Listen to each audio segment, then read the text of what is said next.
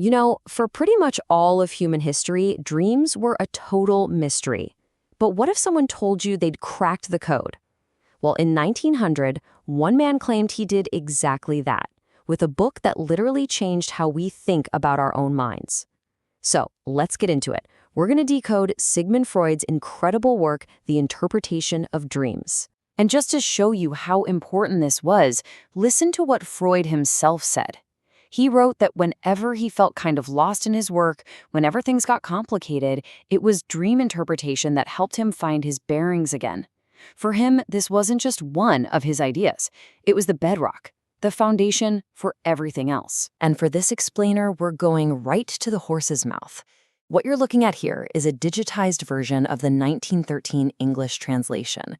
We're not messing around with summaries. We are looking at the exact text that unleashed one of the most powerful and, let's be honest, controversial ideas of the entire 20th century. So what was the huge problem that Freud was tackling here? Well, for thousands and thousands of years, humanity was just completely baffled by dreams. People basically thought they were one of two things, either messages from God or just meaningless brain farts. So for the ancients, it was a real black and white situation. On one side, you had this idea of divine inspiration, that dreams were super important messages, warnings or prophecies from the heavens. And on the complete other side, you had the belief that they were just meaningless chaos. Total nonsense, just random static in your brain while you slept, completely cut off from your real life. There was no in-between.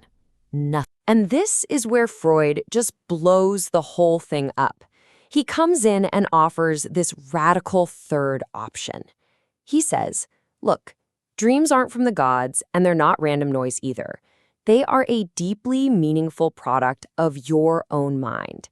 The answer, he said, wasn't out there somewhere. It was inside every single one of us. And to unlock that answer, Freud gives us two absolutely crucial ideas. First, you've got the manifest content. That's the strange, jumbled-up story you remember when you wake up.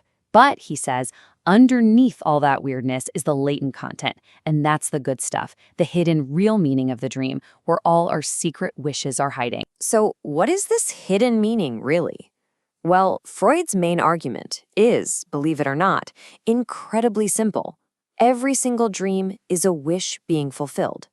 And to see what he's talking about, let's just start with the most obvious examples he gives. Freud points to these really simple, intuitive cases.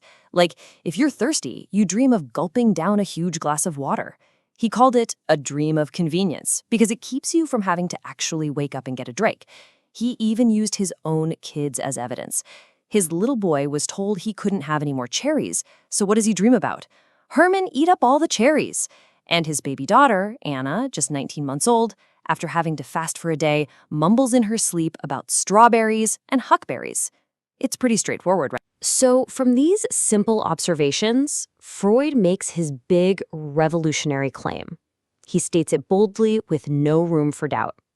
The dream is the fulfillment of a wish. Period. Okay, but wait a second. I know what you're thinking. If every dream is a wish, then why are my dreams so weird, right? Why are these so confusing and sometimes, honestly, kind of awful? If it's all about wish fulfillment, shouldn't we just be dreaming about winning the lottery or going on amazing vacations every single night? Well, here's Freud's genius answer. The weirdness isn't a mistake. It's the whole point. He said our minds are basically a battlefield. We've got these really powerful wishes, but we've also got this internal bodyguard that thinks a lot of those wishes are just not okay. So to get past the guard, the wishes have to wear a disguise. And he gave this bodyguard a name, the psychic censor. The best way to think about it is like a strict government censor that a political writer has to deal with. It stands guard at the door to your conscious mind and blocks any thought it finds unacceptable.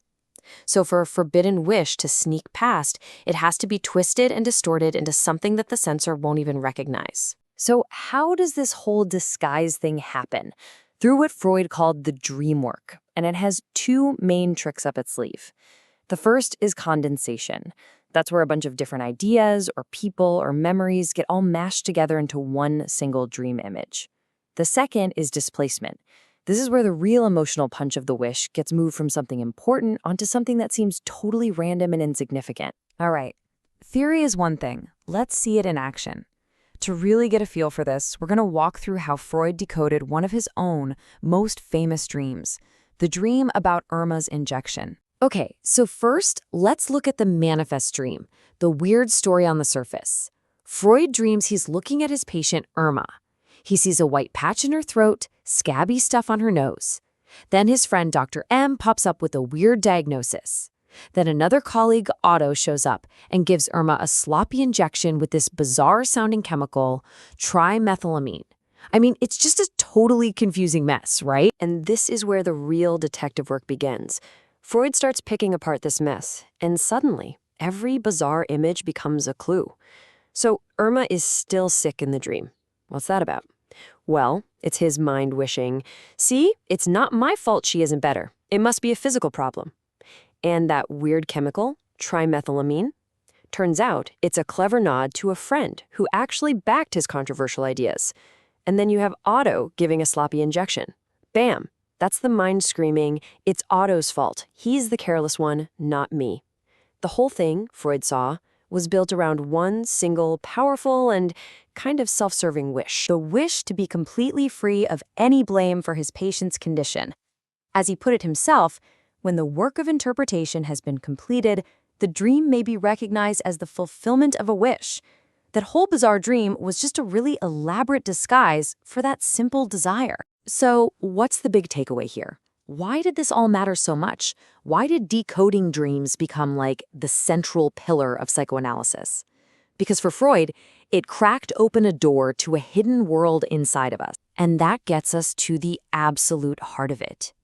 If dreams really are our wishes in disguise, then figuring them out gives us what Freud famously called the royal road to a knowledge of the unconscious. In his mind, there was no better way, no more direct path to understanding our deepest, most hidden desires, fears, and all the stuff that truly drives us. And that brings this 100-year-old idea right into your bedroom tonight.